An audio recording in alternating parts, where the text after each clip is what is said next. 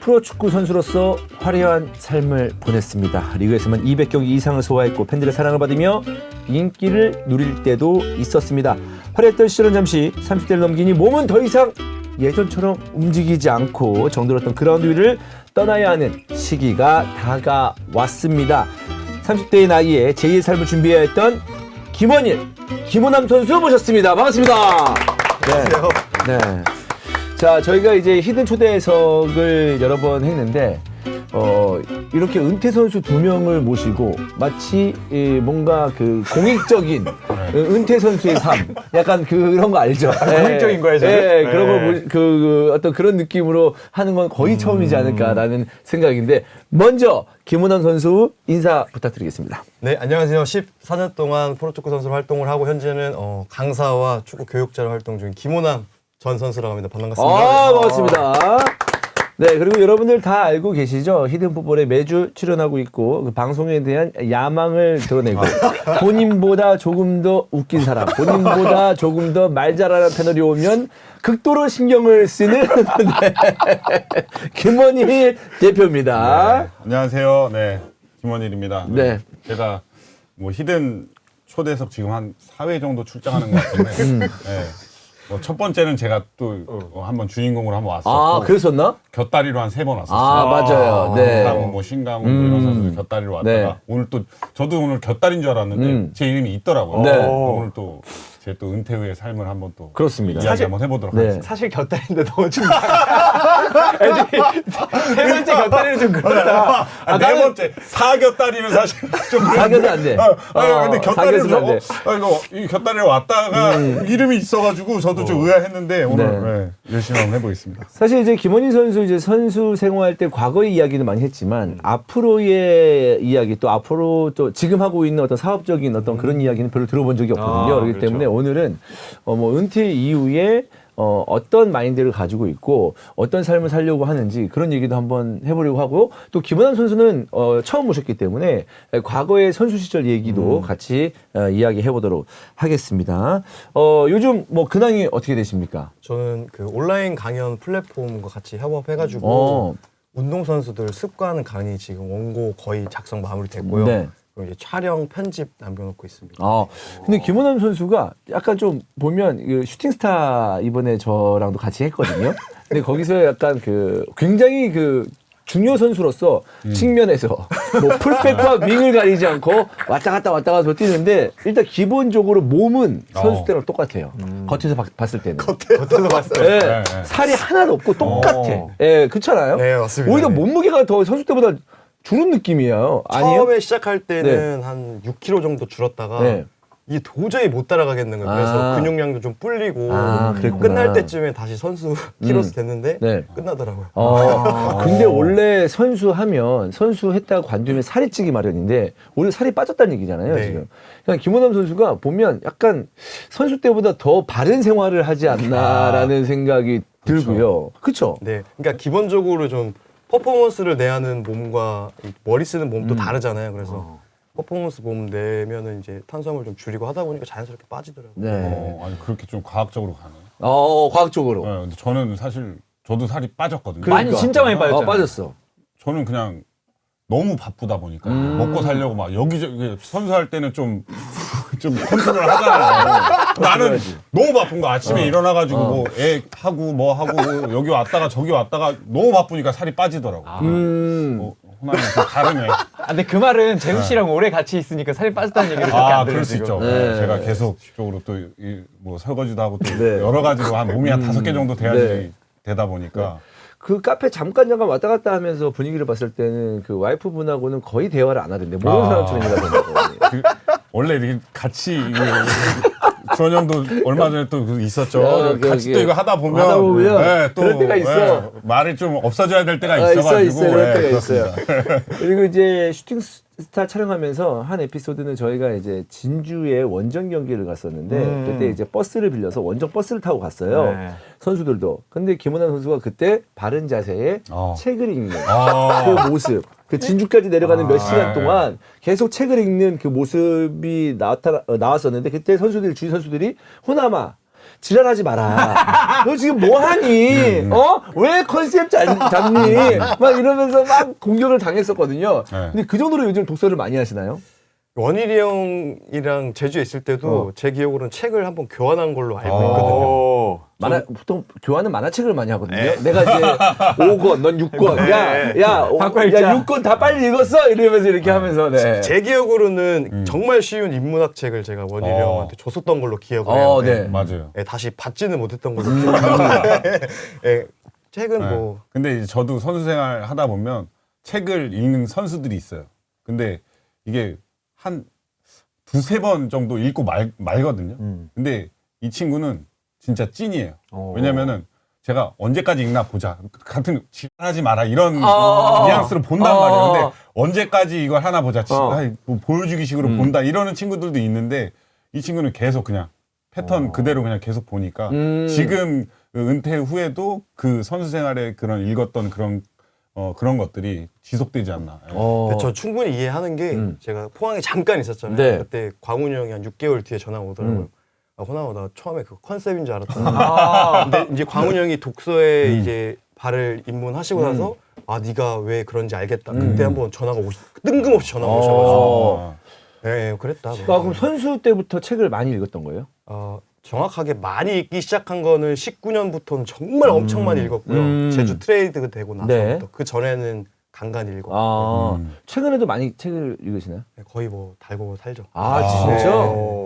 아니 무슨 아니, 지금 네. 김원호 선수 선수 때 몇 번 왔다 갔다가 봤는데 지금 표정이나 이런 게 지금 너무 선수의 얼굴이 아니야. 그래 선수의 얼굴이 아니야. 강사님의 얼굴이야. 우리가 지금 뭐 배우러 온 느낌이야. 그러니까 저기 막 필기한 거 봐주세요. 네. 혹시 또 배울 게 있을까 해서 저한테는 전혀 그런 게 없고 아니, 오히려 술자리에서 봤을 때.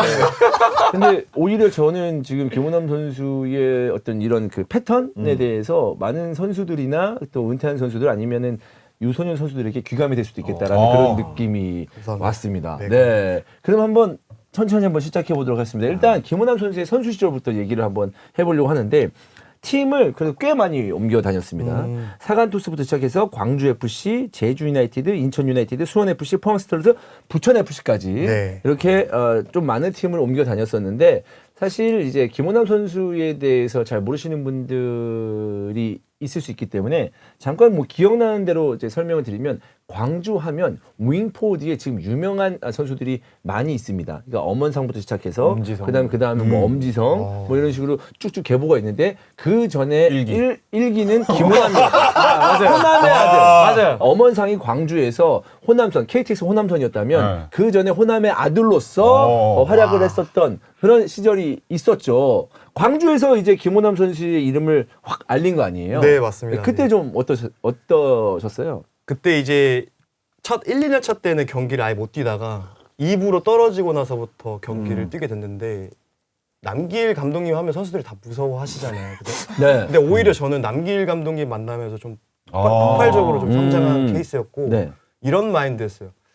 이 사람한테 내가 버티면 나 더 이상 못 버틸 사람 없다. 그 마인드로 하다 보니까 엄청 성장이 되더라고요. 그러고 보니까 나상호 선수도 광주에 있었구나. 네, 맞아요. 네. 여러분 그 전에 김은남이 있었습니다. 그러니까 김은남이 측면을 닦아 놓으니까 그렇지. 거기에 그 뭐 나상호, 엄원상, 엄기성이 거기서 뛰어다닐 수 있었어요. 걔네들이 다 유스 때 이 호남이 볼 주워 줬다고. 그래. 그러니까 2011년, 12년이니까 네. 맞아요, 진짜 맞아요. 있을 때죠. 맞아요. 그렇습니다. 그런 어떤 그 기억이 있는데 네, 있어요. 그 남길 감독님하고 했을 때 어떤 그 지도를 받아가지고 그 김원환 선수가 확 뛸 수가 있었나요? 왜 웃죠? 왜? 그러니까 아니. 이런 거예요. 네. 선수를 케어하시는 게 좀 상식을 넘어서시거든요. 강렬하잖아요. 강하세요. 정말 강렬하다. 그러니까 저는 이 생각이에요. 저는 좀 나름 뭐 승기 형이나 기존에 있었던 승기 형이나 뭐 동섭이나 기동형 같은 그런 능력이 없으니까 제가 가진 사고 평범한 사고로는 성장을 못할 거라고 생각을 했어요. 그러니까 무언가가 들어왔을 때 그걸 버텨내야 성장이 일어나지 않을까라는 생각을 했었어요. 그래서 감독님의 그런 선수 관리를 버티다 네. 보니까 감독님이 15년도부터는 아무 말도 안 하더라고요. 그리고 나서 제가 제주 딱 갔을 때 우시더라고요. 그런 분이에요. 그런 분, 따뜻한 분. 약간 이 가슴, 이 깊은 곳에는 따뜻함을 항상 갖고 계시는 분.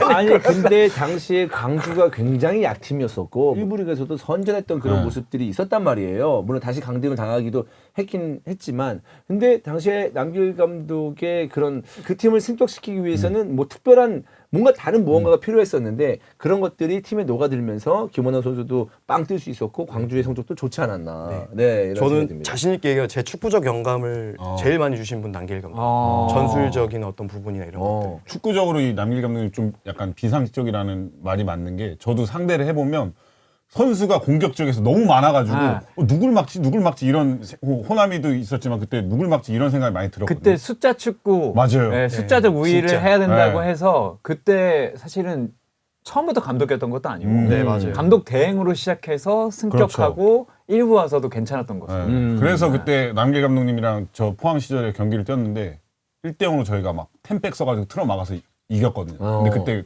경기 끝나고 인터뷰가 포항 같은 빅클럽이 이렇게 내려서서 우리 광주를 상대하는데 내려서서 하기에 좀 너무 좀 약간 창피하지 않냐 이런 인터뷰였어요.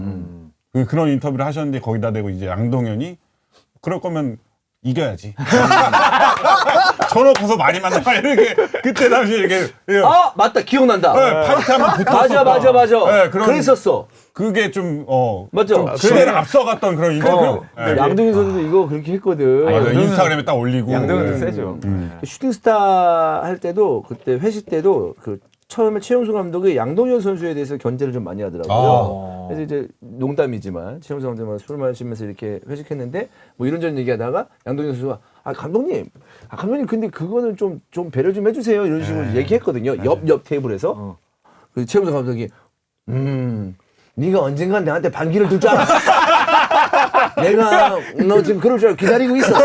이렇게 하면서 이렇게 이제 양정현 선수 캐릭터에 대해서 약간 신경을 쓰는 그런 모습이 있었다. 근데 당시에 그렇게 충돌이 일어났었던 그런 어떤 에피소드도 있는데 그러면 일본에서 선수 생활을 시작을 한 거죠? 프로 선수 네, 생활을. 첫 이제 데뷔를 거기서 했는데 감독님 그때도 센 분이었잖아요. 윤정환 그때 윤정환 감독이었어요. 그때도 엄청 세셨어요. 진짜. 그때 그 일본 별명이 오니였어요. 오니. 오니. 진짜 엄청 빡세고. 오니가 이제 그 약간 그 괴물이라고 괴물, 하는데. 뭐 도깨비 뭐 이런 도깨비, 도깨비인데 네네. 예, 진짜 무서워가지고 그래서 자리 못 잡고 그리고 나서 광주에서 딱 성공을 거두고 네, 그리고 제주로 네, 이적을 합니다. 사실 이제 광주와 제주는 뭐 이제 시민구단과 맞아요. 기업구단이기 때문에 나름 뭔가 좀 나 성공했구나 이런 생각이 또 들었을 것 같아요. 그때 이제 제가 군대 시즌이기도 했고 남길 감독님은 너 군대 갔다 와라 그냥 나 있을 테니까. 근데 이제 저는 솔직하게 얘기했어요. 도전하고 싶다. 근데 이제 서울하고 제주가 붙었는데 그러면 너 갈 거면은 너 서울 가라. 근데 서울은 그때 당시 3백이었고 그리고 투톱에 박주영, 아드리아노, 대안이었어요. 도저히 못 비비겠는 거예요. 그래서 저는 제주 가겠다. 근데 제주는 이정류가 5억이었고 서울은 정조국, 김민혁 2대1 트레이드였어요. 그래서 저는 그 감독님은 서울로 보내고 싶어 했었죠. 왜냐면 선수를 받아야 되니까. 근데 제가 이제 제주가 가람이 판 돈이 있어가지고 제가 제주로 가고 그 돈으로 이제 민혁이랑 사왔죠. 서로 네. 윈윈 됐죠. 그렇게 됐죠. 그러면서 이제 제주로 갔고 그럼 그 당시에 정조국 선수가 광주로 간 거예요? 네, 맞아요. 울면서 호남선 타고 내려가서 진짜 울면서 내려갔다 그랬어. 네. 근데 거기서 득점하고 네. 리그 네. MVP 했죠. 맞아요. 지금의 정조국이 있는 거예요. 맞아요, 사실. 맞아요. 그 커리어가 진짜 맞아요. 무시 못하는 네, 네, 커리어거든요. 맞아요. 광주에서 득점왕 그렇기 때문에 그런 커리어가 있던 정조국 지금 코치 연락 주세요. 리스펙트 하고 있습니다. 네. 연락 줘야 돼. 그렇습니다. 네. 그런 스토리가 있었는데 그럼 두 분이서 제주에서는 얼마 동안 활약을 했던 건가요? 그러면은 같이 약 6개월 정도. 네. 6개월밖에 안 돼요? 제가 군대 군대 갔어요. 제대하고 오셨었으니까. 그래서 6개월 동안 같이 이제 호흡을 맞췄었는데 당시에 제주의 성적이 어땠었죠? 네. 안 좋았어요. 안 좋아서 이 친구가 군대를 제대해서 왔는데 그때가 저희가 이제 뭘 한번 해보자는 타이밍이었어요. 맞아요. 그래서 선수들이 삭발을 하자 했는데 이제 호남이가 군대에서 이제 그 소갈머리를 이렇게 싹 길러온 거죠. 안 걸리게 그치, 안 딱 걸리게. 길러왔는데 이제 소속팀 복귀하자마자 이제 그때 당시 주장이 박진보 선수가 이제 그 미용실에 가서 이제 5mm인가로 싹 밀고 온 거야. 어떻게 해? 뭐 기억력 진짜 좋으시죠. 밀어야지. 호남이도 이제 군대에서 이제 억지로 길러왔는데 바로 그냥 밀어버렸다. 네. 네, 그런 제가 기억이 그때 그 와중에 좀 남기려고 하다가 와이프가 그럴 거면 뭐더러 자르냐고 아예 싹 밀어버렸어요. 근데 김원남 선수가 사실 은근히 원더골 제조기였어요. 아, 네, 그렇잖아요. 네. 네, 슈팅을 때리거나 그랬을 때 굉장히 멋있는 골이 많았었는데 특별히 어떤 그런 그 슈팅이나 그런 원더골을 넣기 위해서 연습을 좀 한 게 있나요? 아니요, 전혀 그러진 않고 되게 그 기본적인 슈팅 연습 많이 하는데 책도 많이 읽고 하다 보니까 책이요? 근데 갑자기 아니, 여기서 쉽지 않은데 책이 나와. 책. 아니 이게 왜 찌바사거든요. 찌바사를 때리면 원더골이거든요. 아니 이게 왜 어떤 원리냐면 네. 어차피 이거 그 자신 있게 시도하는 거랑 우물쭈물하는 거랑 그 차이잖아요. 아, 그쵸. 그러니까 이미 감각은 나한테 이미 내재되어 있는 거고 이거를 어떻게 시도하느냐의 싸움인데 그거를 열어주는 게 저는 책이었다라고 강력하게 생각을 합니다. 좀 마인드를 좀 트이게 하는. 그렇죠. 우리가 어디 갈 때 이론이 있는 상태에서 하는 거랑 이론 없는 거랑 좀 돌아갈 수 있잖아요. 네. 근데 이론이 있으면 딱 갈 수 있으니까. 아니 근데 지금 지금 득점 빈곤에 시달리고 있는 그 선수도 있다 그러면 지금 이 방송을 보고 책을 나가서 슈팅을 때려야 진짜. 되는데. 왜냐하면 김원일 지금 저 여기서 정확한 포인트 알려드릴게요. 네네. 그 선수들이 골을 못 넣는 거는 슈팅에 대한 감각이 없어서 그런 게 아니라 이거를 어떻게 어떠한 타이밍에 시도할 거냐 이거를 함으로써 내가 이거 동료들의 핍박과 감독들의 그런 이런 압박감 이런 거를 그거를 이겨내면서 할 수 있는 시도 그 능력이잖아요. 그 능력의 차이지 이미 그 감각은 이미 연습할 때 다 있어요. 그럼 요즘 말로는 미움받을 용기 약간 이런 건가요? 아 그렇죠. 그렇죠. 근데 그 표현하면 그거 맞아요. 네네. 네. 그러니까 실수를 했을 때 야, 너 왜 그렇게 무리하게 슈팅을 했어? 라고 들을 각오가 있어야 된다. 약간 이런 느낌인가요? 그러니까 무리하게 슈팅을 해야 무리하지 않은 슈팅을 때릴 수 있어요. 네, 저는 그겁니다. 그래서 저는 무리하더라도 때리자 하다 보니까 들어간 거예요. 자신감 있게. 자신감 있게. 네. 근데 이제 그 김원일 그 대표는 다른 얘기를 했거든요. 도관이 나갈 때까지 슈팅 연습해야 된다.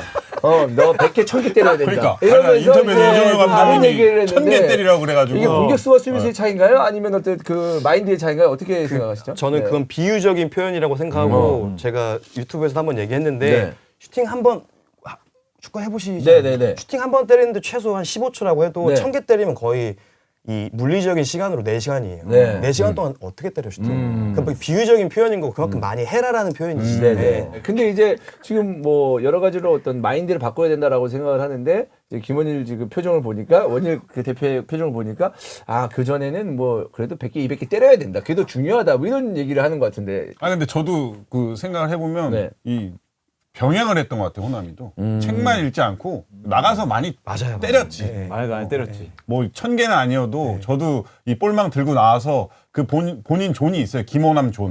김원남 존. 그 김호남 존에서 슈팅을 연습을 하는 걸 제가 많이 봤거든요. 네. 정확한 포인트. 책만 읽으면 안 되고 바로 적응해야 돼. 말 빠뜨렸어요. 실천을 해야 돼. 그게 아니야. 실천. 오해를 한다. 이 맞아, 선수들이 나 슈팅 연습했는데 이제 안 된다. 이제 그런다. 그러면 이제 갑자기 책만 읽는다. 맞아. 감독이 이 새끼 지금 뭐 연습해야 되는데 지금 책 읽고 있어. 이렇게 또 오해할 수가 있으니까 그렇지. 책도 읽으면서 슈팅 연습도 뭐 때려야 1000개까지는 아니어도 한 그렇지. 250개 정도는 때려줘야 된다. 그렇죠. 네. 그러니까 올바르게 할 수 있는 방법을 책에서 이렇게 영감을 얻는 거지 책 자체가 슈팅 능력을 올려주진 않는다. 네. 그렇죠, 그렇죠. 네. 하지만 어쨌든 공격수 입장에서는 골을 넣는다는 것은 굉장히 고귀한 작업이기 때문에 그렇죠. 그 뭔가 그 책을 읽으면서 마인드를 좀 바꾸고 본인이 어떤 차분해진다면은 훨씬 더 정확한 판단을 그 상황에서 할 수가 있으니까. 네, 맞습니다. 그런 얘기를 좀 하시는 게 아닌가. 네, 정확한 판단. 네. 상당 받고. 네, 아니 근데 저 네. 호남이가 지금 통산 311경기 51골 23도움이에요. 골 잘 넣었어요. 이미지보다 훨씬 이미지보다. 네.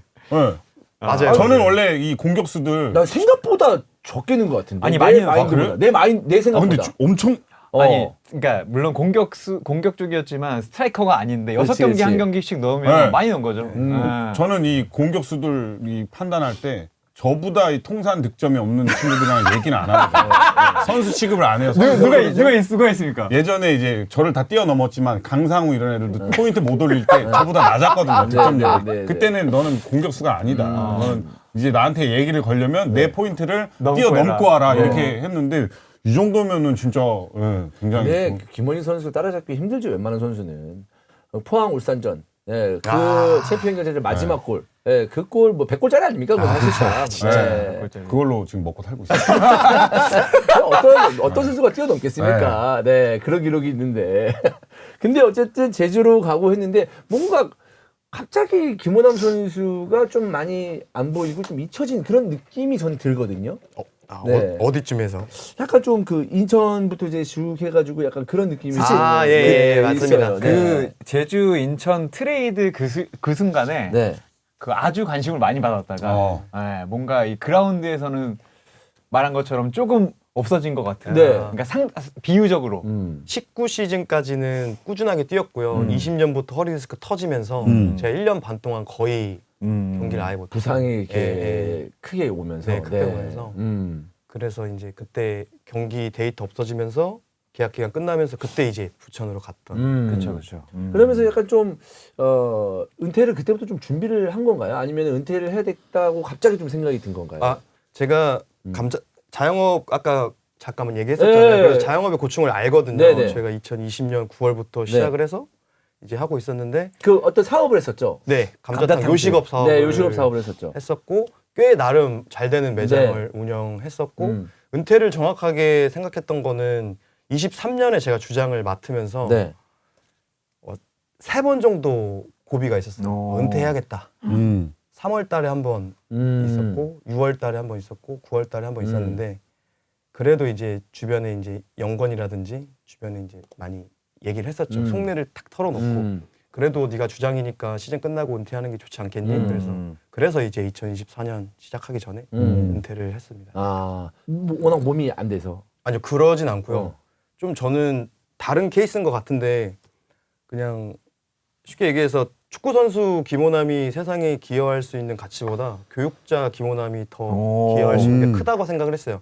그거에 대한 확신이 있어서 아, 진짜. 네, 계약 기간이 남았고 연봉도 그래도 나름 억대 유지되고 있었어요. 그리고 2024년까지 계약 기간이 있었는데 감독님이랑 구단에 얘기하니까 감사하게 받아줘가지고 그래서 은퇴를 했습니다. 네. 구단에 얘기를 했을 때 감사하게 받아줬다고 하는데 어떤 느낌이었나요? 호남아 좀 더 해보자라는 느낌이었나요? 아니면 좀 아쉬워하면서도 아 세이브 되겠구나.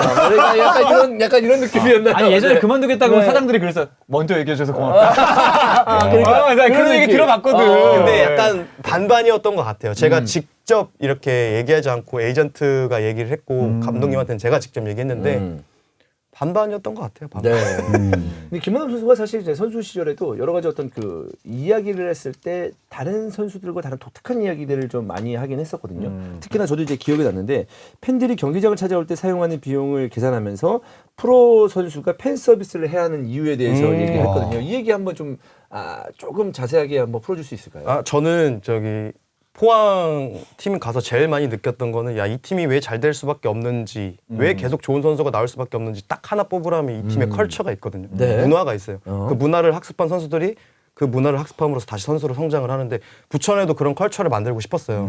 그러면 그 중에 하나가 저는 팬 서비스 문화라고 생각을 했고 선수들에게 그냥 얘기하는 것보다 선수들이 가장 쉽게 받아들일 수 있는 게 숫자고 돈이다 보니까 그거를 좀 나름대로 이제 개량화시켜서 이제 보여주면은 훨씬 더 설득력이 있지 않을까. 선수들에게. 네, 네. 그렇게 하다 보니까 정말 제가 자신 있게 자부할 수 있는 건 2년 동안 선수들이 팬들에게 어떤 접근하는 그런 팬 서비스 정말 많이 좋아졌다고 네. 저는 자부하고 팬분들도 그런 거 많이 해주셔서 네. 저는 좀 뜻깊게 생각하고 있습니다. 저는 이런 얘기들이 굉장히 반가웠습니다. 저도 오래전부터 K리그가 지금 진짜 인기가 많지만 더 많아져야 되겠지만 제가 봤을 때 지난 시즌부터 해가지고 이런 식으로 우상향을 그린 적은 없었어요. 쭉 올라와더라도 여러 가지 사건 때문에 뚝 떨어지고 그다음에 또 아주 정말 그 큰 사건이 있었죠. 그 승부 사건이 그 때문에 또 떨어지고 막 이러면서 이 우욕절이 정말 많았었는데 한 2, 3년 전부터 쭉 조금씩 이제 이렇게 올라오는 K리그는 거의 없었거든요. 근데 제가 이전에 얘기했을 때 제일 좀 답답했던 게 감독이나 선수들에게 왜 이렇게 목에 힘이 많이 들어가 있지? 예. 아니 내가 목에 힘 들어가도 돼. 좀 인기 있고 나서 하든가. 지금 K리그 그럴 때 아닌데 내가 옛날에 이제 히드풋볼 처음에 하고 막 10년 전 막 이렇게 했을 때 너무 그런 거야. 그랬는데 어느 순간부터 선수들의 어떤 팬 서비스의 마인드나 감독들의 인터뷰 스킬이나 이런 것들도 굉장히 팬들을 위한 역시나 또 프런트들도 마찬가지고 그래서 굉장히 많이 변했기 때문에 그런 노력들이 지금 어떤 K리그에 좀 우상향하는 인기에 우상향하는 결과가 아닐까라는 생각이 들거든요. 아, 저 엄청 동의합니다. 네. 정말 동의. 저는 이 호남이가 이 이야기를 하고 나서부터 뭐 선수들이나 뭐 감독 코치들이 마인드가 인식이 많이 바뀌었다고 생각을 해요. 네. 처음에는 뭔가 선수들은 그냥 우리는 경기 이기면 되지. 이기는 것만 이기는 게 더 위였어요. 이기면 뭐 팬들한테 그게 돌려주는 거고 뭐 그런 마인드가 있었는데 이제 호남이가 이제 팬들 여기 오는 거 뭐 비용 계산하고 뭐 이런 거를 말로 글로 이렇게 전달을 하니까 이제 선수들도 굉장히 인식이 바뀌었고 저도 이제 돈을 내고 이제 FC 서울이라든지 인천이라든지 경기를 가보면 이게 진짜 쉬운 게 아니에요. 쉬운 게 아니야. 네. 저는 선수할 때는 그냥 가서 그냥 경기 하고 버스 타고 나가면 됐는데 제가 이제 팬으로서 찾아가 보니까 맞아. 나가려면 막 차도 막 다 막혀 있고 막 30분씩 막 지하 주차장 대기하고 막 선수들 경기 끝나고 기다리는 거 있잖아요. 그거 진짜 쉬운 거 아니에요. 쉬운 거 아니에요. 와서 네. 손 하나 잡아주고 이러는 거 자체가 빨리 선수들은 그냥 집에 가기 바쁘고 막 이런데 팬들은 기다려서 했는데 막 손이라도 안 잡아주고 그냥 가봐. 그럼 얼마나 마음에 상처예요. 근데 저는 이 호남이가 이 얘기를 하고서 선수들이 많이 바뀌었다는 느낌을 받습니다. 진짜 반나절을 쓰는 거거든요. 맞아요. 그 소중한 주말을. 진짜. 왜냐하면 어떤 쾌감이나 즐거움을 얻기 위해서. 맞아요. 근데 뭐 선수들이 뭐 대충 뛴다? 아니면 만났을 때 팬 서비스 대충 한다? 그러면은 야 그럼 팬이 왜 찾아가냐? 그렇죠. 자기도 쓰고 자기 시간 쓰면서.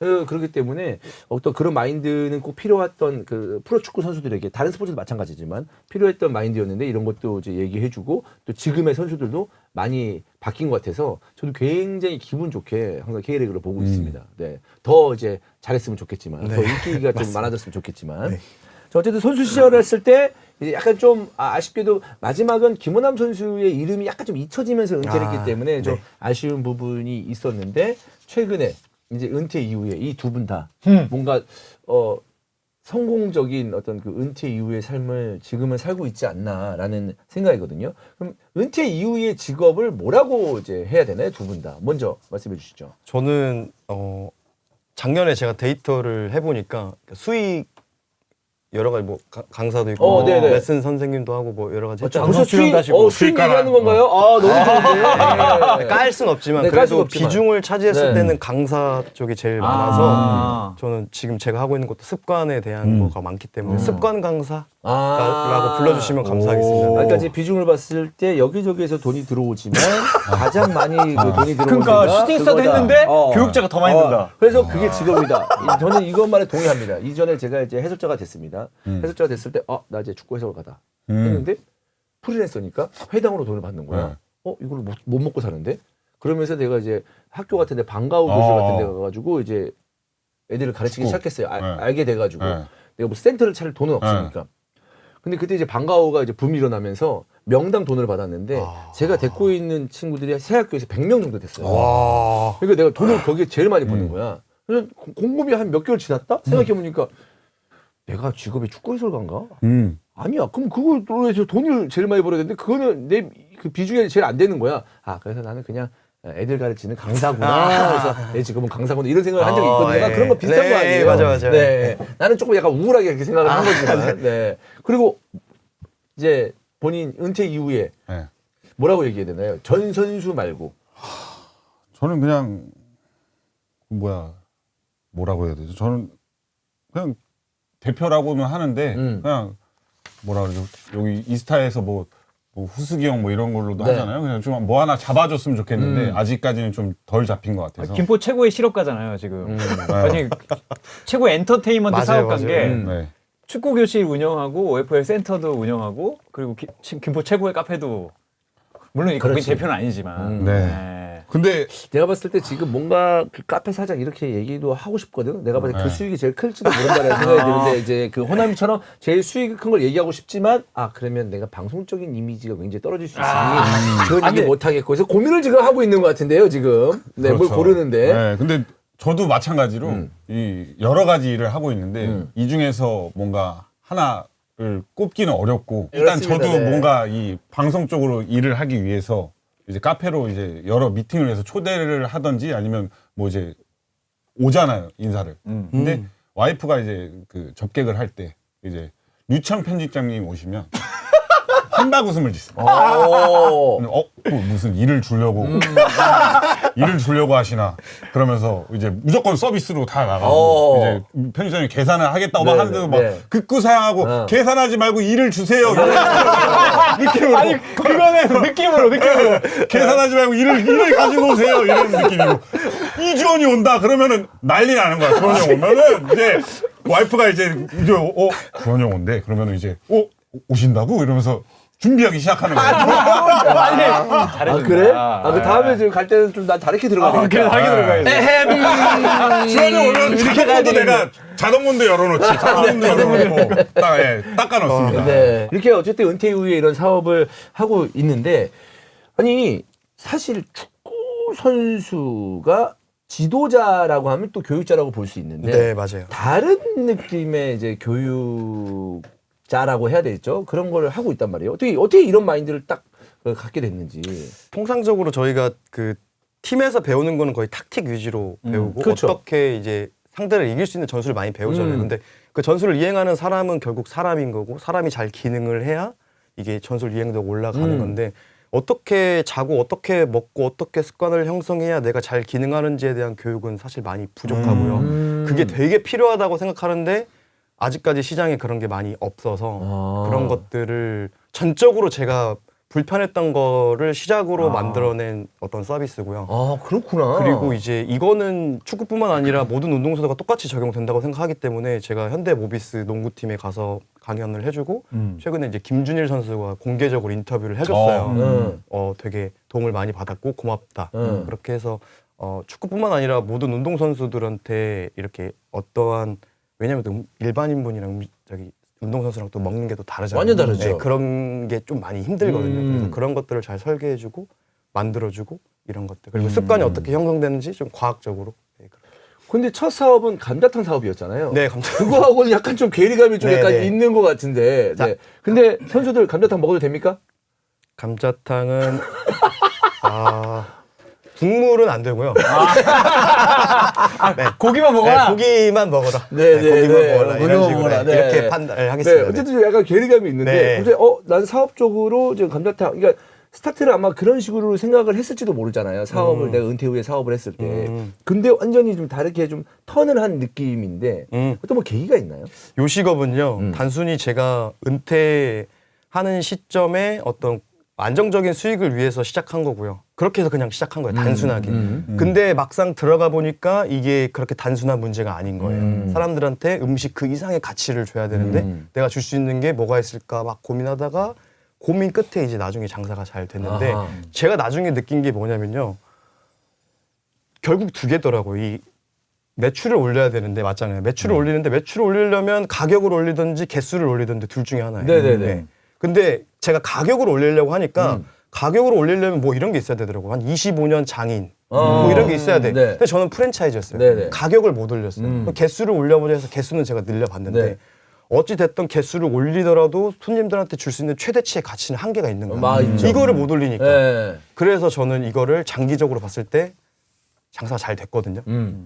이거 제가 만약에 한 3년 하고 1년 하고 말 거면 해도 되는데 길게 할 거면 접는 게 낫겠다. 해서 제가 실제로 준 권리금보다 낮은 가격으로 빨리 매도했어요. 왜냐면 하루라도 빨리 제 거를 하는 게 맞다고 생각했어요. 그리고 이 복합적인 건데 여러 가지 이제 가족들의 건강도 안 좋았고 요식업 진짜 힘들어요. 힘들죠. 진짜 장사 잘 되면 잘 될수록 또 힘들어요. 맞아요. 진짜 시간도 없고 저 그거 너무 잘 알고 있기 때문에 그래서 이렇게 빨리 매도를 했습니다. 그리고 원래 갖고 있었던 이런 그 지금 하고 있는 네. 어떤 교육자라고 해야 되나요? 뭐라고 해야 되죠? 뭐 그냥 강사라고 해주시죠. 네. 강사 생활을 좀 본격적으로 시작을 한 거군요. 네, 네, 맞습니다. 근데 이게 이제 김은남 선수가 얘기했을 때 그런 컨설턴팅이라고 해야 되나요? 네. 컨설팅 해주는 그런- 컨설팅이라기보다 네. 컨설팅은 내가 이렇게 직접 잡아가지고 이거 해 이거잖아요. 그렇죠. 근데 이거 올바른 원리를 알려주고 스스로 할 수 있는. 그러니까 저는 진정한 교육은 얘가 자립할 수 있어야 된다고 생각하거든요. 옆에서 계속 잡아주면 하겠죠. 근데 제가 언제까지 옆에 있을지 모르니까 얘가 스스로 자립할 수 있는 습관을 형성하는 거 최소 12주. 뇌 신경 가소성 때문에 네. 최소 12조는 해줘야 된다. 네. 신경 가서 네, 최소 그 정도는 해줘야 된다고 생각을 해서 그렇게 커리큘럼을 짜고 지금 온라인 플랫폼이랑 같이 짜고 있습니다. 근데 사실 이런 부분들이 이제 외국에서 저는 스포츠 다큐를 많이 보는데 개인적으로 고용하는 경우도 있습니다. 아, 네, 맞아요. 그렇죠. 네, 맞아요. 네, 선수 한 명이 개인적으로 고용을 해서 트레이닝을 해주고, 그러니까 팀 트레이닝도 있겠지만 개인 트레이닝, 그 다음에 먹는 거, 또 먹는 것도 같이 협의해서 개인 요리사까지 맞아요. 예, 하는 경우가 있거든요. 사실 이제 몇백억씩 받는 선수들은 그게 필요하잖아요, 맞아요. 사실. 네, 그러니까 제가 말씀드리고 싶은 네. 게 모두 다 이런 시스템을 갖추고 있지 않기 때문에 그렇지. 하기 힘들지. 힘들잖아요. 돈이 그러니까 또 들으니까. 내가 어느 정도 원리를 알면 음. 예를 들어서 프로팀에서 아니면 소속팀에서 음식이 나오잖아요. 골라 먹을 수 있거든요. 내가 아. 알면. 그렇죠. 그리고 예를 들어서 그 사람들은 뭐 좋은 뭐 어떤 머신으로 훈련을 할 수 있지만 그거랑 똑같은 원리로 언덕을 뛸 수 있고 뭐 줄넘기 뭐 여러 가지 있잖아요. 네. 그러니까 내가 상황에 맞춰서 할 수 있으려면 원리만 알면 되는데 그 원리를 알려줄 수 있는 게 너무 부족하다 보니까 아. 네, 그거를 알려준다고 생각하십니다. 그러면은 굉장히 좀 공익적인 어떤 물론 이제 당연히 수익도 나야 되겠지만 네네. 전체적으로는 여러 스포츠 선수들에게 좋은 걸 좀 알려주고 싶다. 네. 뭐 이런 어떤 그 의도가 담긴 거잖아요. 네. 근데 좀 같은 프로팀에도 뭐 자기 팀에서 뭐 먹을 게 나온다라고 해도 거기서도 골라 먹어야 되는 거죠. 맞아요. 아니 팀에서 나온 거니까 다 좋은 거 아니에요? 아, 전혀 그렇지 않아요. 아, 전혀 그렇지 않아요. 근데 프로팀에서도 사실 이런 거를 잘 얘기를 안 해줘. 안 해줘요. 왜냐면 그래요? 이 본인의 경쟁자일 수도 있고 어떻게 보면 같은 팀이지만 그리고 또 내 말이 또 이 사람이 안 받아들일 수도 있고 근데 이제 뭔가 이렇게 딱 프로그램으로 만들어서 또 얘기를 맞아요, 해준다 맞아요. 그러면 충분히 선수들도 많이 받아들이고 또 했을 때 또 좋은 결과가 나오면 또 많이들 찾겠죠. 그 프로라고 해서 다 잘하는 게 아니고 네, 네. 이번에 버밍엄 갔다 왔는데 거기가 지금 돈을 엄청 써서 1부 리그까지 가려고 하거든요. 근데 거기도 다 프로 선수인데 영국인데 경기 다음 날 가니까 오늘 뭘 먹어야 되고 인상적이었던 건 밥하고 마카로니를 퍼먹을 거면 4스푼만 퍼먹어라. 이런 게 다 나와요. 정해져 있어. 이런 게 다 정해져 트위트라구나. 있어요. 그리고 네가 어디가 아프면 이걸 먹어야 되고 근데 그걸 다시 얘기해 보면 선수들도 사실 매번 가르쳐 줘서 습관을 들이지 않으면 모른다는 거예요. 그렇지. 맞아요. 먹던 거 먹는 거 그냥 맞아요. 어렸을 때. 제가 이제 이전에 뭐 선수들 인터뷰한다고 울산하고 제주도 이제 왔다 갔다 했거든요. 그래서 같이 뭐 오셨는데 저녁 드시죠? 해서 같이 밥을 먹었어요. 그 클럽하우스에서. 이거 생각 안 하고 여기서 그냥 일주일 이렇게 왔다 갔다 하면서 먹으면 진짜 이렇게 되겠구나. 맛은 무지하게 있더라고. 네. 근데 지금처럼 이렇게 잘 모르고 저도 그냥 계속 먹잖아요. 그러면 와 이거 칼로리나 이런 네, 것들이 네, 몸이 이게 장난이 아니겠구나라는 생각이 문득 들긴 했거든요, 당시에. 저도 신인 때 밥을 푸잖아요. 네. 그럼 선배들이 이렇게 얘기했어요. 원이라 너 오늘 뭐 기분 안 좋은 일 있어? 왜 밥이랑 싸워. 이렇게 많이 푸니까. 근데 그걸 제가 만약에 이 밥을 탄수화물을 좀 조절하거나 뭐 이런 거를 미리 배웠으면 뭔가 반을 덜던지 이런 걸 했었어야 되는데 저는 막 많이 먹으면 좋다고 그렇지. 하니까 밥 많이 푸고 어. 반찬 많이 푸고 마지막에 또 2%가 나오거든요. 2%? 이온 음료. 그걸 그냥 벌컥 공짜로 나온다고 해서 신일 때 그냥 먹는 거야. 컵이 이렇게 커요. 벤티 사이즈 컵이 있어요. 그러면 2% 따라가지고 맞아요, 또 진짜. 프로 또 처음 가면은 또 이런 음료수 잘 나오잖아. 나오는 것도 또 신기하니까. 신기하지. 네. 야, 2% 나온다. 그래서 벌컥벌컥 먹고 맞아, 그런 맞아. 경우가 좀 있었는데 이런 거를 좀 미리 알려주면 지금은 사실 선수하기 굉장히 좀 정보도 많고 과학적으로 많이 해서 네. 그런 시스템이 좀 좋아진 것 같습니다. 그러면 본인이 강사를 이제 선택하게 된 거는 내가 좀 선수들에게 어떤 그 좋은 영향을 미치겠다라는 그런 어떤 그 생각이 있었던 거네요. 지금 유튜브랑 강사랑 똑같아요. 본질은 똑같아요. 그냥 운동선수의 건강과 행복을 위해서 만들었다고 근데 생각하시면 갑자기 왜 그런 게 왜 갑자기 된 거예요? 왜냐면 제가 선수 할 때, 네. 주장할 때도 네. 정말 그 다이렉트, 상담 다이렉트 그런 거 되게 많아요. K3, 4, 뭐 중초 이런 선수들, 그 다음에 심지어 프로 선수들, 뭐 인천 유나이티드, 뭐 보섭이나 뭐 준영이나 뭐 어쩌고저쩌고 막 네. 와요. 네. 그럴 때 하다 보면 되게 이제 효과도 보고 어쩌고저쩌고 하니까 이런 사람들 진짜 많겠구나. 제가 그랬으니까 나 같은 사람 진짜 많겠구나. 완전히 그냥 거기서부터 시작한 거예요. 거기서부터. 그런 거에 갑자기- 좀 봤네.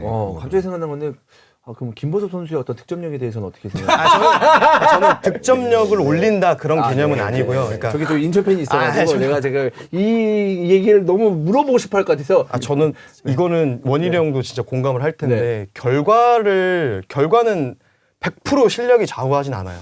이거는 명확한 거고. 그러니까 내가 제가 보섭이한테 해줄 수 있는 건, 여러 선수들한테 해줄 수 있는 건 어떠한 상황이 오더라도 그거를 받아들일 수 있는 상태를 만드는 게 제 역할인 거예요. 왜냐하면 결과는 어떻게 될지 몰라요.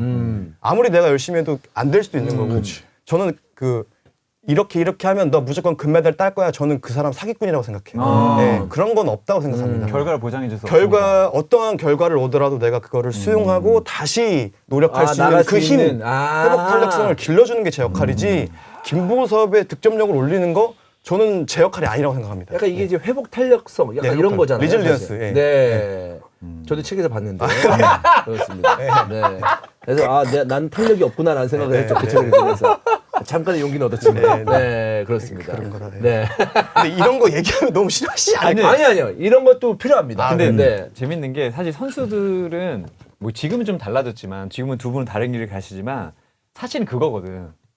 지도자를 하든지 지도자를 어디로 내가 먼저 갈 수 있는지. 그러니까 그게 안 되면 축구 교실을 하든지 아니면 그냥 뭐 사업하든지. 근데 사업도 사실은 이렇게 구획이 다양하지 않았어요. 그럼 그렇게 생각해 보면 사실 김호남 선수의 모델은 없었던 거잖아. 사실. 그렇지. 이전에 이렇게 살았던 사람이라던가 이전에 이런 거를 뭐 상담 잘해주는 선배는 있을지 몰라도 이걸 내가 업으로 해봐야겠다. 심지어 특히 나는 뭐 습관을 갖춰주겠어. 뭐 성공해줄게, 10골 넣게 해줄게 이런 사람이 있을지 몰라도 그런 건 없었을 텐데 나는 그런 상황에서 이런 걸 한다는 자체가 되게 신기했던 것 같아요. 그래서 이런 걸 선수 생활할 때도 좋아했나요? 대화를 하거나 어쩌면 누군가에게 본인이 알고 있는 것을 좀 알려준다거나 물론 이제 약간 좀 뭐랄까 다른 길로 빠지면 쟤 너무 잘난 척해 이렇게 할 수도 있겠지만 막 그런 거 있잖아요 사실. 저는 잔소리와 그 조언의 기준은 말하는 사람이 결정하는 게 아니라 이 사람이 결정하거든요. 저는 철칙이 물어보지 않으면 전 절대 말 안 해요. 절대 안 해요. 절대. 왜냐하면 이게 이 핀트가 안 맞는다고 하죠. 핀트가 안 맞기 때문에 다 잔소리거든요. 그래서 물어보는 선수한테만 얘기를 하고 저는 이제 14년부터 이제 심리학 공부 조금 책으로 시작하면서 본격적으로 막 이제 한 거는 이제 2019년부터 그렇게 해서 그렇게 했다. 그럼 선수 시절부터 약간의 심리학이나 이런 책이나 이런 거에 대해서 관심이 있었다는 얘기잖아요. 네, 심리학을 제일 처음에 했고요. 완전히 철저하게 제 경기력을 위해서 심리학을 공부를 했었고, 근데 심리학은 결국엔 쉽게 얘기해서 이런 거면 배고픈 거는 강력하게 내가 배고파야겠다고 해서 배고픈 게 아니잖아요. 그렇죠. 위와 장에 음식물 없으면 그렐린이나 호르몬의 반응이잖아요. 그런 것처럼 어떤 자신감이나 어떤 자존감 이런 것들 다 어떤 호르몬과 신경 전달 물질에 의한 반응이고 전전두피질 기능 쪽 중심으로 네트워크가 형성이 돼야 자연스럽게 일어나는 거지. 내가 강력한 집념으로 배우잖아요, 우리는. 근데 잘 안 되잖아. 그런 것들을 알려주는 거예요.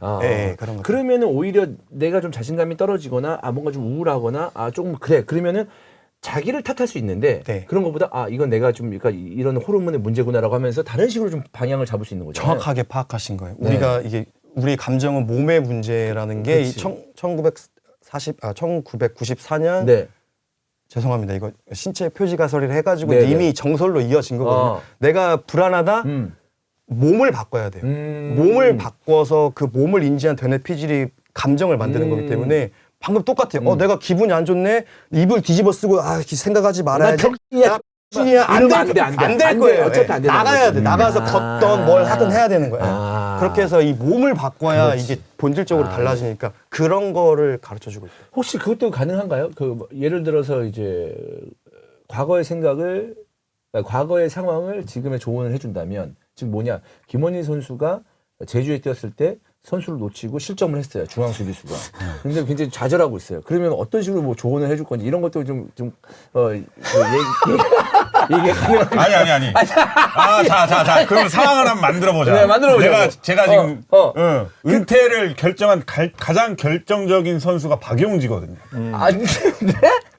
박용지가 그 상주 상무전 전반전에 저를 박스 안에서 툭 치고 발랐을 때 제가 뒤에서 허우적거리면서 난 이제 선수로서 이제 프로 생활이 끝났다. 군대 있을 난 때 이제 박용지 은퇴해야겠다. 좋았으니까. 그렇지. 네. 박용지 그러면서 이제 뒤에서 막 잡아채가지고 PK를 주고 전반전만 4대 0으로 끝났습니다. 네. 그리고 돌아가는 비행기 안에서 네. 나는 이제 K리그 1에서는 경쟁력이 떨어졌다. 네. 나는 은퇴를 좀 생각을 해봐야겠다. 네. 그때 그 경기 이후로 결심을 했습니다. 비행기 타는 그거 너무 우울한 거예요. 네. 근데 지금 그런 상황. 그런 상황이 어떻게 어때요? 조언해 줘? 비행기 14번 A 자리 B 자리예요.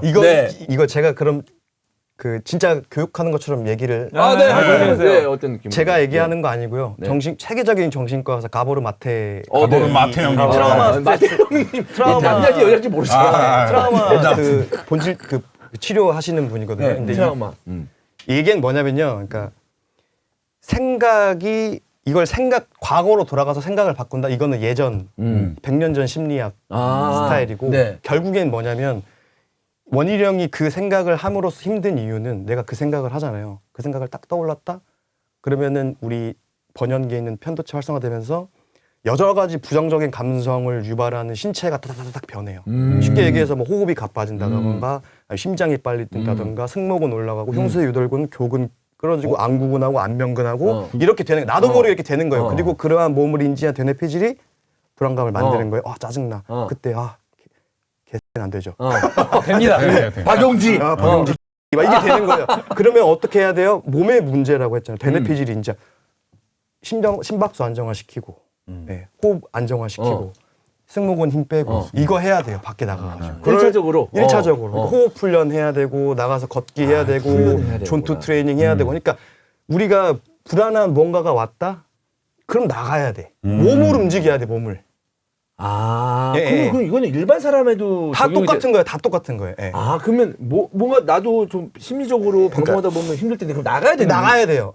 이건 명확해요. 이거는 제가 말하는 게 아니라 가보 마테가 얘기하는 거고 우리가 그 2001년인가요? 그 9.11 테러가 언제였죠? 네. 9.11 테러. 2001년 9월 10일. 네. 9월 10일이잖아요. 네. 그때는 그러니까 그쪽 주변에 있는 사람들이 한 30만 이상이 갑자기 어떤 현상을 보고 모든 사람이 똑같은 사건으로 똑같은 트라우마가 생긴 거예요. 네. 그 30만 명 이상을 동시에 치료를 해야 되거든요. 뭐 어떤 치료가 좋냐 이렇게 다 나눠서 했겠죠. 제일 효과가 좋았던 게 뭐냐면 가보르 마테가 했던 그 중심에 몸을 움직여서 이 사람이 바뀌는 거예요. 그러니까 내가 그때 9.11 테러 생각하더라도 몸이 잘 반응을 안 하면 불안감 안 생기는 거예요. 네, 이런 감각인 거예요. 무슨 말인지 알겠죠?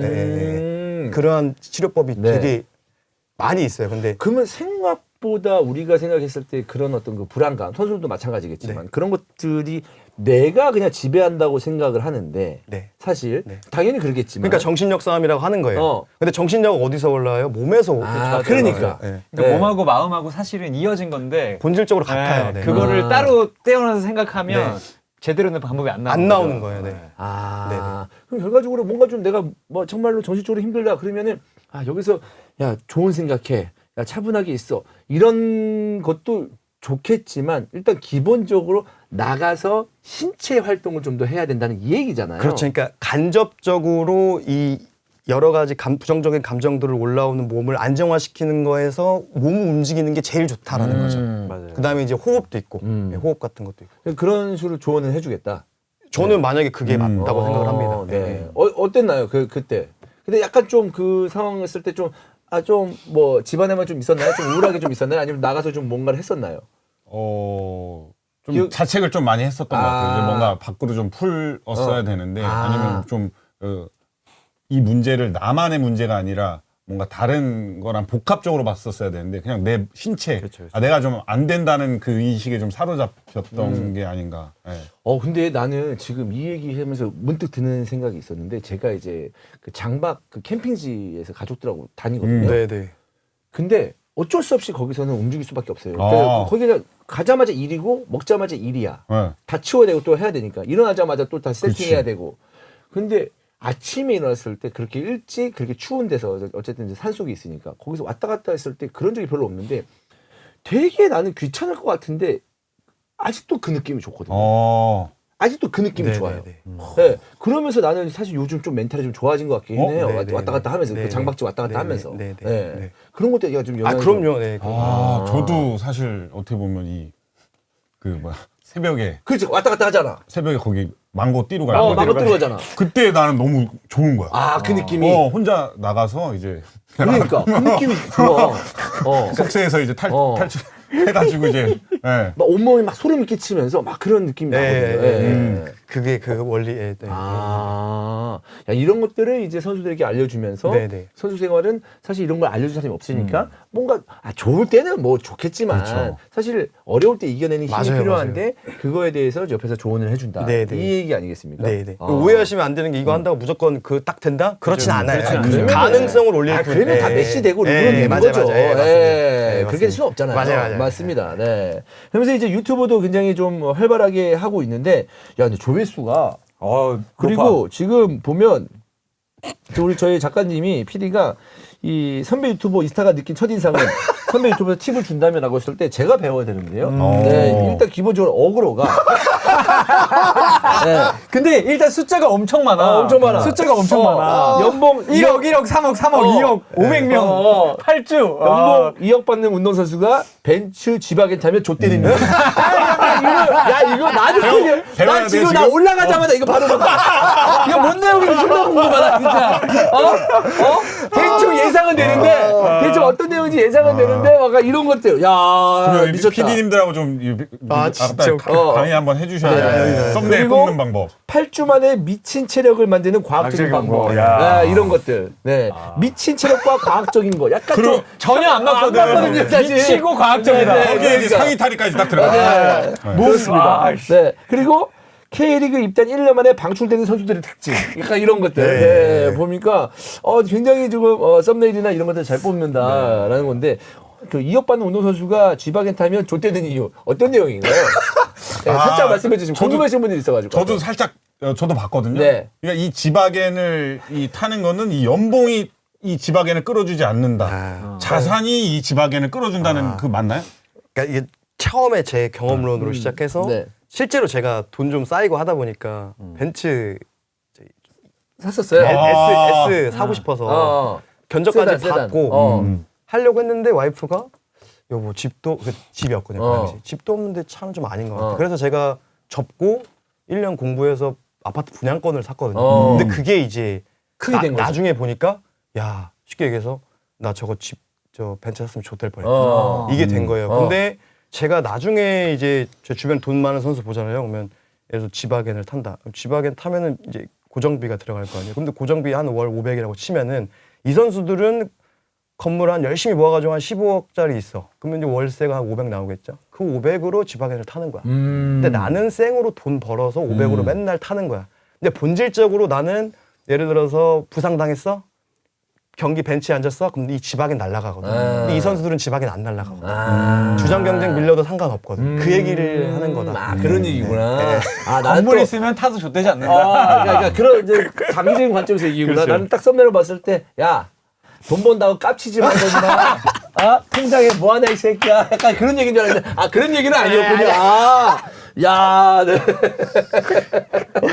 아니 근데 그렇게 받아들여지게 하는 또 썸네일이기 때문에 네. 그 썸네일만 보고도 깝치면 안 되겠다는 생각할 수는 있어요. 네, 그렇습니다. 제가 뭐라고 어떻게 네. 그렇게 말을 하겠습니까?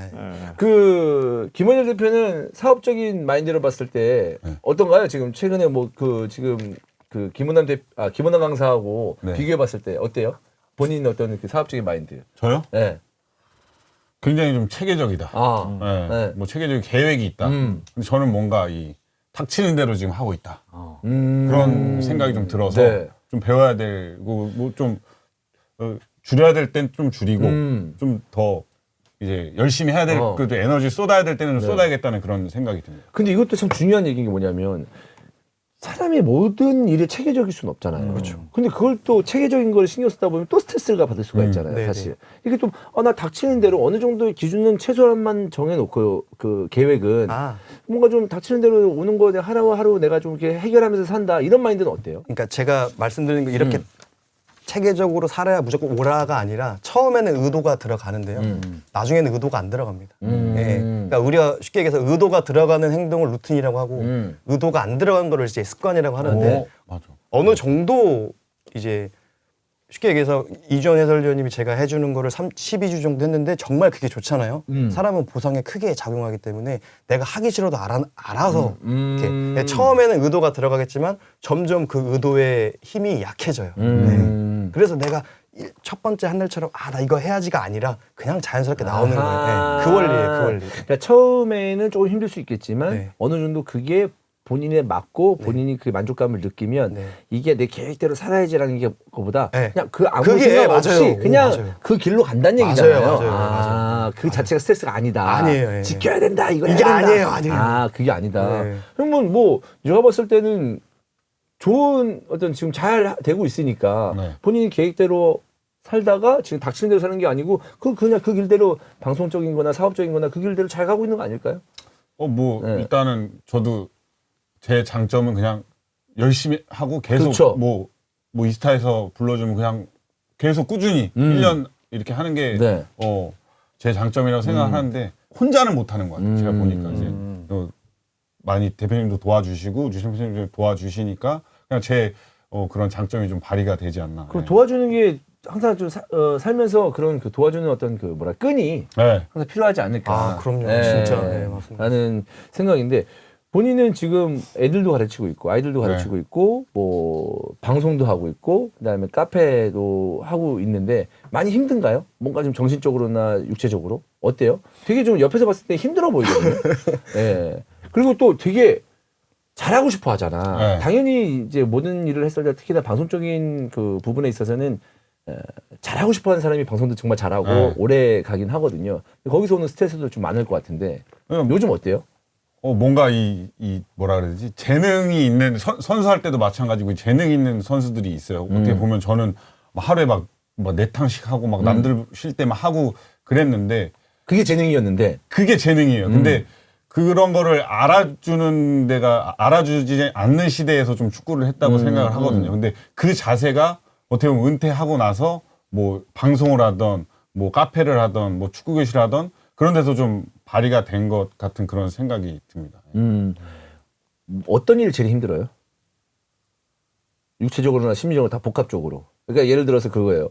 아이들을 가르치는 게 힘들어요? 아니면 방송하는 게 힘들어요? 와이프 옆에서 설거지하는 게 힘들어요? 약간 그런 거 있잖아요. 그러니까 지금 아가 나왔잖아. 여러 가지로 나왔잖아요. 뭐가 그런 게 있잖아요. 네. 제가 사실 이 센터백 출신이어가지고 뭔가 막아야 된다는 그런 생각만 있어요. 조율을 잘 못해요. 미드필드는 조율을 잘하죠. 근데 센터백은 그냥 뺏어서 주면 네. 되니까. 그래서 뭔가 이 한 가지에 몰두됐을 때 이거에만 또 집중하는 그런 것들이 힘들고. 네. 그래서 그렇습니다. 네. 그래도 선수 생활을 해서 은퇴했는데 은퇴한 생활도 좀 즐겁지 않나요? 어때요? 좀 만족하나요? 저는 100% 만족을 하고. 네. 그렇습니다. 난 궁금해. 이게 궁금해. 여러 가지 일을 하고 있는데 수익적인 면에서 네. 이제 오늘은 이제 은퇴 선수 김원희를 만나는 네. 거니까 선수와 지금하고 비교했을 때 어느 정도 차이가 있는지 이것도 굉장히 궁금해하시거든요. 나도 이제 그 어그로 끌라고요. 네네. 아무 생각 없이 은퇴하면 지박인이고 뭐고 좆대는 이고 막 이렇게 X되는 이유. 그거 하려고. 네. 저는 지금이 더 수익적으로는 낫습니다. 선수 때보다. 더 많이 벌고 있고. 와. 근데 나가는 돈이 많아요. 선수 때는 이제 그러니까 매출은 높은데 나가는 그렇죠. 돈이 많다. 나가는 이제 뭐 인건비라든지 여러 가지 이런 것들이 많아서 네. 그 순수익으로 따졌을 때는 그래도 선수 때가 좀 높지 않나. 네. 그러니까 매출은 지금이 높은데 순수익은 선수 근데 때가 나가도 사실 아까 얘기한 것처럼 다 자기 가족들한테 나가줬기 때문에 맞아요. 네, 이렇게 보면 뭐 역시. 이렇게 큰 빵꾸는 아닐 수도 있다라는 생각이 좀 듭니다. 네. 아니 근데 여기 김포, 그러니까 저도 김포에 살고 있지만 우리 셋이 김포 살잖아요. 김포가 사실 축구 교실로 보면 진짜 레드오션이거든요. 아이들은 많은데 아이들이 많으니까 또 김포에 전혀 연관이 없는 사람들이 와가지고 네. 축구센터를 엄청 많이 세워서 사실 알잖아요. 애들은 정해져 있고 네. 이 애들을 어떻게 잡느냐인데 그러니까 다 나눠 먹겠거든 사실. 쉽지 않은 상황인데 저는 김원희 대표 볼 때마다 그래도 대단하다는 게 한 가지만 하지 않는 거 오히려. 그러니까 축구 교실만 한다고 생각하면 거기 오래 된다고 생각하면 머리 쓰고 내가 코치 몇 명 쓰고 코치 시간당 얼마고 우리 뭐 빌리는 거 얼마고 이런데 그것만 하시는 게 아니니까 저는 그게 되게 좋은 것 같아요. 그렇습니다. 여러 가지 할 수 있다는 거. 그 김은남 선수는 지금 이런 어떤 그 강사도 하고 있는데 다른 일은 안 해요? 강사 이것만 하고 있나요? 아니요, 저 원일이 형네 구장에서 음. 주말에 레슨 하고 있습니다. 아이들 네, 유소년 선수부터 성인 선수까지. 네. 성인 선수까지? 네, 그래서 이제 그때 어. 이제 습관도 같이 이렇게. 그래서 저는 원일이 형이 되게 겸손하다고 생각하는 게 그 원일이 형 건물을 설계할 때 네. 저도 좀 부동산에 관심이 많아서 되게 유심히 보거든요. 근데 정말 잘 지으셨더라고요. 이러한 그걸로. 그래서 저도 이제 그 센터를 기획하고 있는데 영감을 많이 받고 있어요. 네, 영감을 많이 받고 있습니다. 그래서 네. 그러면은 그 성인까지 가르치고 있는데 뭐 트레이닝을 하는 건가요? 그러면? 저는 30분, 15분 정도 이제 습관 그거 얘기해주고요. 네. 그리고 이제 15분 신경 훈련하고 그다음에 본 훈련하고 그다음에 이 선수가 늘 때는 저랑 있을 때 느는 게 아니잖아요. 제가 올바른 방법을 알려주면 팀에 가서 해야 되잖아요. 그래서 팀에서 뭘 해야 될지 써줘서 가고 이렇게 하고 있어요. 저도 한 1년 정도를 지켜봤어요. 그렇게 오래됐어요 지금? 네네네. 1년 정도 주말에 와서 이제 선수들 트레이닝을 시켜주는데 네. 저도 그 레슨을 해봤지만 이게 꾸준하게 정확하게 이걸 하는 게 쉽지가 않거든요. 쉽지 않죠. 근데 진짜 1년 동안 변함이 없어요. 변함 없이 그냥 선수 오면 뭐 15분 정도 미팅하고 또 볼 터치랑 슈팅 같은 것도 하고 그리고 또 와서 또 얘기해주고 또 피드백 해주고 이런 모습을 봤을 때 진짜 얘는 그냥 겉다리로 하는 게 아니다. 찐이다. 됐구나. 찐. 성실하구나. 네, 성실해. 네. 그렇게 저는 생각합니다. 그러면 월급을 받는 입장인가요? 뭔가요? 아니면은 제가 운동장을 대여해서 쓰고 대여해서 수수료를 드리는. 수수료를 드리는. 네. 그럼 어때요? 좀 많이 좀 찾아오나요, 선수들이? 저는 뭐 아실 겁니다. 네. 인기가 운전 많아요. 성씨. 네. 진짜? 네. 인기가 많구나. 근데 이렇게 얘기하고 이런 그 심리적으로 얘기를 잘하면 선수들이 좋아할 것 같아. 계속 이 재결제가 일어나는 거죠. 이 사장님의 단어. 저는 재결제. 재결제로 보거든요. 계속 결제를, 이게 그렇지. 잘하고 있다 못하고 있다는 재결제로 판단이 네. 됩니다. 그러면 혹시 정확한 표현에. 선수들하고 뭐 15분, 20분 어떤 대화도 할 거 아니에요? 뭐 심리적인 거나 이런 거. 거기에 뭐 재결제 하게끔 뭐 최면도 들어간다. 방금 지금 아니. 그런 거 제 아니에요? 방송을 봐도 주원 형이 지금 살짝 지금 체면에 최면 걸렸어요 지금. 그런 것도 들어가 있네요. 저는 이렇게 생각을 해요. 기본적으로 내가 이 사람한테 얼마나 많은 걸 줄 수 있냐지 내가 이 사람한테 팔려고 하면 이미 게임은 끝난 거예요. 팔려고 하면 무조건 안 사고 이 사람한테 내가 얼마나 많이 줄 수 있느냐의 싸움이에요. 저는 그렇게 생각을 합니다. 그래서 제가 공부를 하는 거예요. 파는 싸움이 아니고 주는 싸움이. 왜냐하면 줘야 이 사람이 저도 예를 들어서 여기 올 때 뭐 얻을 게 있으니까 오는 거잖아요. 그렇죠. 이 사람도 저한테 뭐가 얻을 게 있어야 오거든요. 얻을 게 와야 결제를 하죠. 근데 내가 이 사람한테 뭘 팔려고 한다? 이 사람 안 살 거예요. 저도 사실 그 은퇴하고서 1년 6개월 정도 레슨을 주말에 한 6, 7명씩 봤어요. 네. 근데 이제 저는 결정적으로 지금은 안 하고 있는데 네. 이제 제가 레슨생이 축구가 늘어야 되는데 네가 들어. 하도 이제 볼 터치를 인사이드 패스를 많이 해주고 볼을 대주다 보니까 제가 드는 거예요. 볼이 막 이제 안 보고 차는데 붙는 거야. 야 이거 계속해서는 이게 너무 힘들고 나만 든다. 그래서 저는 지금 안 하고 있어요. 유능한 이제 강사님이 저희 오셔가지고 그렇구나. 가지고 있어요. 그러니까 나도 이게 뭐냐면 나도 지금 아까 캠핑 장박지 얘기했잖아요. 그거는 우리 큰딸 스키 좀 배우게 하려고 스키장 옆에다 두면서 왔다 갔다 하거든요. 내가 이제 진짜 어렸을 때부터 스키를 탔지만 이렇게 오랫동안 장기적으로 한 2달 내내 스키장을 매주 간 적은 처음이에요. 와. 내가 늘어. 내가 지난주에 하면서 와이퍼랑 이제 그 애 가르치고 같이 타다가 와가지고 술 한잔 하면서 여보, 근데 내가 스키가 는다? 내가 느끼잖아. 이제 몸에 무리가 안 가면서 이렇게 내려가는 걸 느끼잖아. 그래서 내가 는다? 이런 거랑 똑같은 저도 거지. 섰을 때 그러니까. 뭐 이렇게 했으면 진짜 공 잘 찾겠는데 뭐 이런 약간 그런 느낌처럼. 근데 그러면 이런 그 강사 생활이나 이제 선수들에게 트레이닝을 하면서 좀 보람을 느꼈던 적이 있다면 어떤 게 있을까요? 아무래도 선수들이 이제 변화돼서 연락이 왔을 때 그냥 느닷없이 연락이 오거든요. 뭔가 생각이 났나 봐요. 그래서 저한테 교육받는 애들은 또 엄청 길게 보여요. 네, 엄청 길게 약간 그렇게 변해요. 또 자기 선생님 따라가는구나. 생각을 표현하는 방법에 그다음에 책을 쓰는구나 거의. 부모님도 이렇게 보내주시고 그다음에 그러니까 할 말이 얼마나 많으면 네. 너무 고맙고 아니면 또 네. 느낀 게 많으니까. 네, 그런 거 볼 때 참. 그래도 최근에 이제 김준일 선수라고 농구 선수 그분이 트레이드 되고 나서 트레이드 된 팀이랑 또 붙었나 봐요.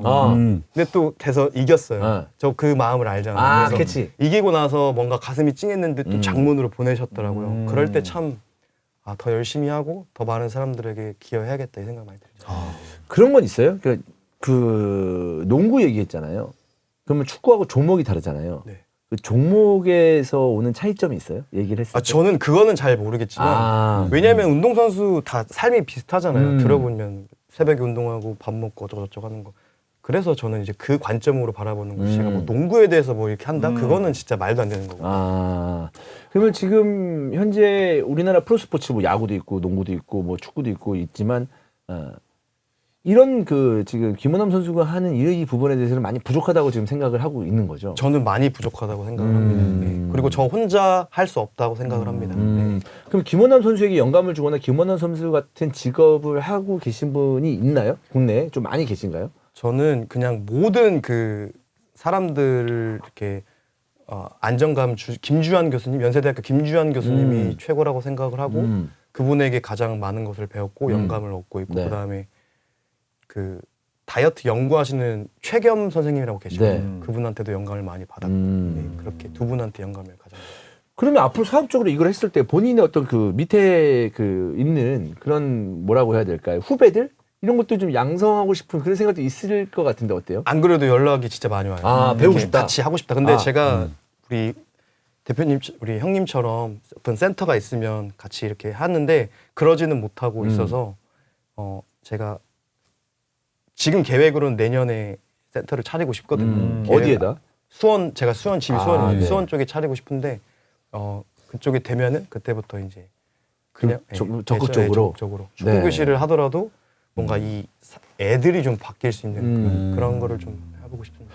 그럼 앞으로의 계획이 좀 그런 건가요? 네네 그쪽으로. 근데 지금도 제가 감자탕 해봐서 알지만 네. 그냥 무턱대고 창업하는 것보다 저기 김원일 대표님 거기에서 계속 데이터를 쌓아가는 거고 맞아. 어떤 훈련과 제가 그러면 저는 취미반도 아파트 단지 거기에서 애들 가르치면서 취미반이 어떤 성향인지도 보고 부모님이 어떤 성향인지 좀 다 체크를 하고 그것도 있거든요. 하고 있어요? 네네네, 취미반도? 네네. 네, 그래서 무지하게 바쁘시네. 아니 그렇게 생각보다 바쁘지 않아요. 그냥 집중해서 딱 하고 정리해서 데이터화 시켜서 매뉴얼 하면 되니까 되게 간단한. 그러니까 저는 이 호남이가 굉장히 좀 똑똑한 게 저도 은퇴할 때 그 여기 히든 초대석 나왔잖아요. 네. 그때는 자신감이 하늘에 차 있어요. 다 될 것 같아. 나와서? 그때 주원 형이랑 이 대화한 내용 보면 나는 뭐 에이전트도 할 수 있고 맞아, 축구 맞아. 교실도 할 수 있고 뭐도 할 수 있고 그래서 주원 형이 딱 나한테 뭐라 그랬냐면 몸은 하나인데 어떻게 그거를 다 하겠냐. 좀 하나에 집중하는 게 낫지 않겠냐. 뭐 그런 제가 그랬어요? 네, 그런 말을 하셨어요. 근데 되게 내가 뭐 생각해서 한 건 아니고 그때 내 마인드는 이거 하겠다 저거 하겠다 이거 내가 이제 속마음 지랄하지 말고 약간 이런 야 깝치지 마 약간 이런 느낌이지 않았을까. 네네네. 그래서 진짜. 근데 선수들도 사실 저도 뭐 이제 건물을 지었지만 그냥 땅 있으면 뭐 짓는다 이렇게 생각을 하고 그냥 시도를 했는데 그게 아닌 거죠. 하나부터 열까지 다 준비를 하고 미리 경험을. 축구 교실도 마찬가지예요. 선수 출신이니까 축구 교실 운영하면 당연히 오겠지라고 생각을 했는데 본인이 축구 선수를 했던 거랑 축구 교실을 운영하는 거랑은 전혀 다른 영역이더라고요. 네. 그래서 미리 저도 경험을 축구 교실에서 했다 그러면 사실 안 했을 수도 있을 것 같아요. 너무 또 힘드니까. 네, 그런 부분까지 미리 좀 경험을 하고 본인이 딱 준비가 됐을 때 시도하는 거는 정말 똑똑하고 현명하다라고 판단하고 이제 미래에 좀 은퇴할 선수들도 이런 생각을 좀 가지고 있었으면 좋겠다. 근데 뭐 이 방송을 또 얼마나 많은 분들이 볼지 모르겠지만 만약에 선수들 또는 은퇴를 앞둔 선수들, 은퇴했던 선수들이 이 방송 보면 많이 연락 올지도 모르겠다라는 생각도 듭니다. 뭐 김원일 대표님도 막 연락 많이 오지 않나요? 뭐 배우고 싶다 막 이러면서. 저는 군대 가야 되는 친구들한테는 많이 군대를 가야 되는데 그러니까 앞으로 무슨 사업적인 거는 안 오고 네. 그냥 군대를 가야 되는데 어떻게 그거를 이겨내서 어떻게 또 프로 선수로 복귀를 했느냐. 사실 이 커리어는 대단한 최고의 하거든요, 사실. 사례. 그런 거는 연락이 오는데 이제 앞으로 은퇴 후에 어떻게 해야겠다. 뭐 이런 거는 전혀 연락이 안 오고. 그러면 어떤 식으로 조언을 하나요? 군대 하는 친구들은 보통 이제 군대에서 조언하면 저는 이렇게 얘기하거든요. 저도 이제 군대 4년 갔다 왔으니까 조뱅이 쳐라 그냥 이렇게 하거든요. 그냥 뭐 어떻게 하겠냐 뭐 이렇게 하는데 딱 저는 하는 얘기가 이제 전역 시점을 동계훈련 시점에 맞춰라. 뭔가 만약에 12월에 이제 팀을 찾을 때 제대를 해야지. 만약에 뭐 4월 시즌 중에 이제 한참 시즌 중에 제대를 해버리면 그때 또 몇 개월 날려버리니까 그래서 군대에서 좀 몸을 만들고 이제 좀 제대를 했을 때 이제 바로 들어갈 수 있게끔 뭐 그런 거를 하고 이제 군대가 이제 걸림돌이라고 하면 걸림돌이지만 본인이 멘탈을 이제 디딤돌이라고 생각하면 디딤돌이 될 수 있다. 그렇게 얘기를 하고 이제 군대에서 뭘 하든 뭐 행군을 하든 아니면 뭐 전투체육을 하든 그걸 할 때도 본인이 선수에 대한 열망이 있다면 거기서도 적극적으로 선두에 서서 내가 축구 선수를 하겠다면 뭐 운동장을 뛰더라도 뒤에서 지질 끄면서 뛰지 말고 앞에서 선두에서 끌어라. 그리고 행군을 하더라도 어차피 행군하면 그 운동이 되는 거니까 행군도 즐거운 마음으로 이제 뭐 해라. 뭐 초소에서 근무를 쓰더라도 스쿼트를 한 10개 해라. 뭐 이런 것들. 선수를 하겠다는 그런 마인드가 있다. 본인 그렇게 했나요? 저는 뭐 운동장, 연병장을 뛰더라도 완전 군장을 하더라도 그냥 선두에서 뛰고 뭐 심지어 뭐 5대5 군대 그 소대 대항으로 축구를 하더라도 저는 진짜 월드컵처럼 뛰었습니다. 월드컵처럼. 근데 이런 부분들 있잖아요. 저도 이제 나이를 먹고 나서 이제 느끼는 건데 이런 부분들이 진짜 작은 것 같지만 하나의 습관이 되면서 다른 부분에도 영향을 엄청나게 미치는 거잖아요, 사실. 저 이거 보면서 깜짝 놀랐는데 습관은 정체성이 바뀌면 알아서 바뀝니다. 예를 들어서 내가 의지로 담배를 안 핀다가 아니라 나는 비흡연가야라는 말이 내가 정체성이 딱 바뀌면 그때부터 모든 행동과 이런 것들이 비흡연자라는 정체성이 들어가면서 이런 행동들이 다 바뀌거든요. 나는 군대에 있지만 난 막군에 있지만 난 축구 선수야라는 정체성이 바뀌는 순간 모든 게 바뀌는 거야. 행군도 바뀌고 밥 먹는 것도 바뀌고 옷 정리하는 거 다 바뀌고 그러니까 정체성이 바뀌면 알아서 다 바뀌거든요. 핵심이 그거. 와, 나는 이런 습관들이 딱 느꼈을 때가 딱 고등학교 때밖에 한 번은 없거든요. 고1, 고3 때 그냥 한 번 뛰었는데 내 또래들 고1 때는 또 선수를 많이 봤잖아요. 맞아요. 한 15선수 20명 갈까 봤는데 뛰는데 체력 훈련 내가 1등 한 거야. 운동장을 뛰는데. 근데 이게 버릇이 되니까 3년 내내 내가 1등을 안 하면 이상해. 나 왜 이러지? 근데 체력 좋은 애들이 있으니까 1등하고도 2등하고도 있는데 한 번도 뒤에서 뛰어본 적이 없거든요. 저는 뛰었을 때. 졸라 힘들죠. 졸라 힘든데 그게 이제 습관이 되니까 계속 그게 가더라고. 그냥. 그런 어떤 뭐 하더라도 열심히 하고 앞에서 한다. 그러면 그게 이제 몸에 배니까. 그럼요. 무슨 일을 하더라도 이제 버티는 힘이 생기지 않을까. 그럼요. 네, 맞아요. 근데 저도 이 호남이가 이렇게 강연하고 여러 사람들한테 이렇게 얘기해 주는 게 저 중요하다고 생각하는 게 뭐 하나를 딱 바꾸면 굉장히 좀 좋은 선수가 될 수 있다고 생각하는 게 저도 신인 시절인가 양준혁 야구 선수 양준혁의 강연을 포항 스틸러스가 들었어요. 진짜? 근데 그때 저는 무슨 생각을 했냐면 무슨 축구 하는데 야구 선수가 와서 강연을 해. 이걸 우리가 왜 들어야 돼? 차라리 그 기동이 형님이 그때 선수였거든요. 김기동 형님이 와서 강연을 한번 하는 게 낫지 않나? 라는 생각을 했었어요. 그리고 좀 약간 삐딱선으로 하고 있는데 그 양준혁 그 선수가 그때 뭐 어떤 얘기를 했냐면 본인은 땅볼이든 뭘 하든 1루까지 전력 진출로 뛰어간다는 거야. 그리고 자기가 지금 굉장히 노장 선수인데 워밍업을 할 때 항상 선두에 쓴대요. 그럼 선두에 쓰면 부담스럽거든요. 이 노장은 뒤에서 약간 3분지 2지점에서 나와야 되는데. 근데 본인이 선두에 쓴다는 거예요. 그래서 왜 선두에 쓰냐니까 이 밑에 있는 선수들은 워밍업 할 때 아니면 운동을 했는지 안 했는지도 모른대요.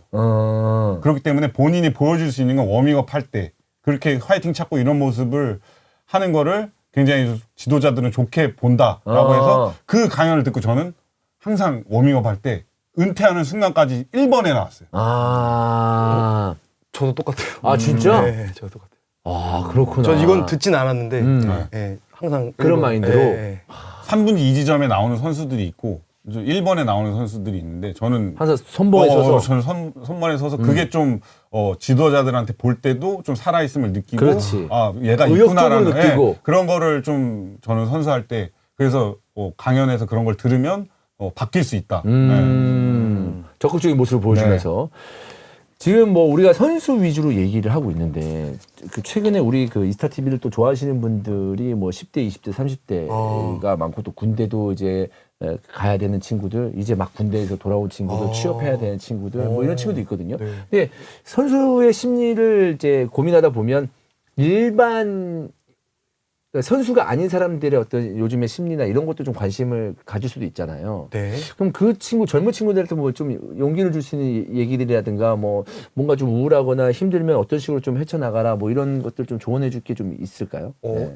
저는 그 요즘 MZ 세대 막 성공하기 힘들다고. 근데 저는 오히려 그래서 성공하기가 쉽다고 생각하는 게 이 행동하는 건 쉽지 않겠죠. 근데 모든 사람들이 대부분이 10명이 그렇게 사고를 갖고 있다면 내가 그런 사고를 갖지 않는 것만으로도 나는 상위 10%가 되거든요. 그러니까 다 오히려 막 이렇게 다 이제 이렇게 좀 다운돼 있어. 다운되어 있으니까 거기에서 딱 하는 거는 너무 저는 오히려 기회라고 생각한다. 아. 그거를 좀 알았으면 좋겠고. 어쩌면 이런 것들이 야 다 다운돼 있으니까 너 조금만 생각만 바꾸면 올라갈 수 있어. 이것도 좀 잔인한 얘기일 수도 있지만 네네. 어쨌든 본인 개인적으로 봤을 때는 성공하기 위해서는 잘 살기 위해서는 그런 마인드 좀 갖고 있어야 되잖아요. 저는 그렇게 얘기하고 싶은데. 네.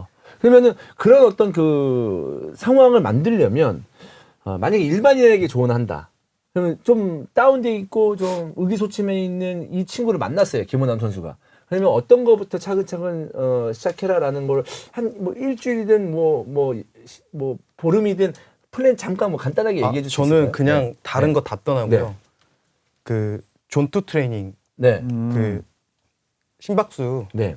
220 빼기 자기 나이 한 다음에 네. 곱하기 0.7 하는 거 있잖아요. 네. 그거 하루에 30분씩. 네, 그게 네. 이제 어떤 속도의 기준이 아니라 본인 심박수. 심박수예요. 속도 기준이 아니구나. 뭐냐면요, 본인 심박수를 안정화시키는 거예요. 본인 심박수 안정화시키면 내 마음이 평온해지고 내 몸 편도체 안정화되면 전전두피질이 활성화되거든요. 네. 활력이 달라질 거예요. 다른 거 몰라도요, 그것만 한번 해보세요. 네. 예를 들어서 내가 러닝을 하는데 네. 내가 5km를 뛰겠다, 10km를 뛰겠다, 몇 분 안에 들어오겠다가 아니라 네. 이 심박수가 나오잖아요. 그렇죠. 그럼 존투 내가 나의 심박수의 존투가 예를 들어서 뭐 평균 10km야.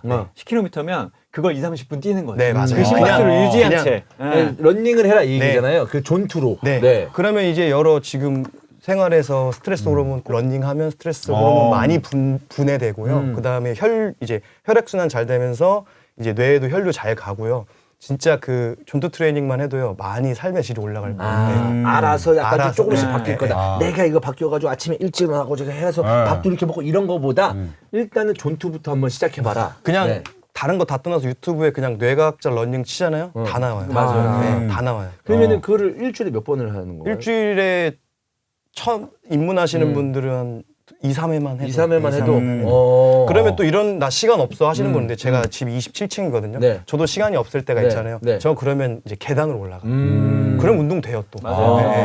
그러니까 안 해서 그렇지 방법은 다 있어요. 그러니까 운동을 하기 위해서 우리가 뭔가 살을 엄청나게 뺀다거나 뭐 근육질을 만들거나 이런 것보다 일단 기본적으로 운동을 해야 되고 내가 뭔가 삶을 바꿔보고 싶다라고 하는 것은 뭐 그런 마음이 있다면 존투 트레이닝만 해도 뭔가 바뀌는 시발점이 될 것이다. 뭐 이런 얘기잖아요. 네. 한번 진짜 속는 셈 치고요. 한 3주만 해보세요. 아마 많이 달라지실 겁니다. 네, 진짜로. 네. 참 복잡하지 않고 간단하게 조언을 해줘가지고 더 좋은 것 같습니다. 네, 네. 그 정도는 여러분들도 할 수 네, 있지 네, 않을까. 네. 왜냐하면 저는 진짜 진심으로 이제 많은 분들이 이제 축구를 좋아하시고 아니면 미스터 TV를 좋아하시는 분들이 좀 잘 됐으면 좋겠거든요. 요즘 제가 정말. 진짜 그 얘기를 많이 하거든요. 네. 네. 그래야 잘 되면 돈도 잘 벌고 그럼 돈 잘 벌면 남는 돈 있으면 나한테 돈에도 해주고. 맞아요. 난 진짜 너무 진심이에요. 저는 여러분의 사랑과 그 관심과 돈에들가 중요한 그 직업인데 그러면 여러분들이 행복하고 잘 돼야 돼요. 자기 짜증나고 막 열받는데 돈에 하고 야 너 재밌다 웃기다 이렇게 하면서 네. 하겠어요? 안 하잖아요. 그러니까 주원 형도 잘 되고 행복해야지 나도 이제 그치. 잘 되고. 그런 것처럼. 네. 나는 진짜 모든 사람들이 잘 됐으면 좋겠어. 아무튼 야 이거를 몸소 하고 계시냐. 내가 네. 얼마나 줄 수 있느냐. 시청자한테 내가 뭘 줄 수 있느냐. 이거 고민 계속 하고 계신 거야. 그러니까 이스타 TV가 78만이 가잖아. 저는 이 생각을 하는 거지. 그렇지 않습니다. 뭘 네. 줄 수 있느냐. 잘 요즘 들어오는 게 별로 없어가지고 많이 힘들긴 했지만 다시 저도 뭘 줄 수 있느냐를 먼저 생각하고 있습니다, 여러분. 제가 잠시 그걸 좀 잊었던 것 같습니다. 네, 그렇습니다. 그래서 여러분 꼭 행복하셨으면 좋겠습니다. 네. 자, 그러면 오늘 이제 슬슬 마무리할 때가 왔는데 앞으로의 계획 또는 짧게는 올해의 계획, 뭐 아까도 뭐 센터 뭐 이런 얘기도 했지만 어떤 사람이 되고 싶은지 그것도 굉장히 좀 궁금합니다. 그 습관과학자 제임스 클리어가 습관에 대해서 얘기할 때 본인이 직접 해야 된다. 이 가르치는 리더가. 저는 그런 모순되지 않는 삶을 살려고 노력을 계속 앞으로 할 거고요. 그리고 그것을 첫 번째로 할 수 있는 게 온라인 강의 얼른 완성해서 많은 사람들한테 알리는 거. 그거 언제 완성되죠? 지금 제 계획으로는 3월 중반까지 다 해가지고 줄 건데 완전히 나올 거면 한 4월 중반. 4월 중반? 네. 네. 여러분 무슨 온라인 강의를 홍보하기 위해서 나오시는 건 네, 아닙니다. 아닙니다. 네, 네. 뭐 있잖아요. 뭐 연예인들이 영화 이제 다음 주에 개봉인데 와가지고 하는 거. 그런 느낌 진짜 아닙니다. 아니에요, 그런 진짜 건 아니에요. 예. 저 김호영 선수는 네? 어때요? 그러니까 올해는 방송에 좀 매진하면서 좀 잘하고 싶다 이런 얘기를 좀 많이 했었잖아요. 네. 네. 제가 방송을 사실 안 하려고 그랬어요. 적성에 안 맞는다고 생각을 하고. 근데 이제 제가 선수할 때를 돌아보면 이 유청 편집장이나 주원 형도 저를 잘 포장해서 이제 팔아줬다고 생각을 하거든요. 네. 근데 올해는 저도 이 K리그를 축구를 말로써 좀 잘 포장해서 너무 좀 좋죠. 잘 전달하는 그런 의무감까지 생기고 히든 K에 나와서도 이제 K리그를 좀 더 알리고 제가 뛰었던 그런 K리그를 좀 더 알리고 포장해서 잘 전달하는 그런 역할을 좀 올해는 열심히 한번 해보려고 계획 중입니다. 좋습니다. 네. 지금 여러 가지 공부를 하거나 이제 다른 그 선수들에게 조언을 하면서 김문남 선수도 공부를 했을 거고 본인도 많이 달라졌잖아요. 사실 이전과 비교했을 때. 근데 지금의 마인드와 지금의 지식으로 지금 사간토스에 가 있고 광주에 이제 가 있어요. 그때 김호남이에요. 지금의 어떤 그 지식을 가지고 마인드를 가지고 그럼 달라졌을 거라 생각해요? 많이요. 많이. 네. 다른 거는 몰라도 어떤 현상을 받아들일 수 있는, 수용할 수 있는 자세, 나를 혐오하지 않고 나를 비난하지 않고 그 비난과 혐오가 주변으로 퍼지지 않고 완전히 수용해서 다시 일어날 수 있는 그런 것들, 저는 완전히 달라졌을 거라고 생각을 합니다. 그러면 선수로서의 퍼포먼스도 달라졌을 거라고 무조건 달라지죠. 무조건. 이거는 왜냐하면 축구 잘하려면 이쪽 써야 되거든요. 네. 저는 다 계속 이렇게 했었어요. 네. 그리고 축구가, 원일이 형도 알겠지만 축구가 되게 잘 될 때는 몸에 일단 힘이 빠집니다. 맞잖아요. 맞아요. 예. 이렇게 된 상태에서는 볼이 오면 옆으로 툭 치면 돼. 이게 안 되거든요. 이때는. 그리고 축구 잘하는 선수들은 항상 이게 되어 있죠. 예. 자신감이 넘쳐 있고. 예.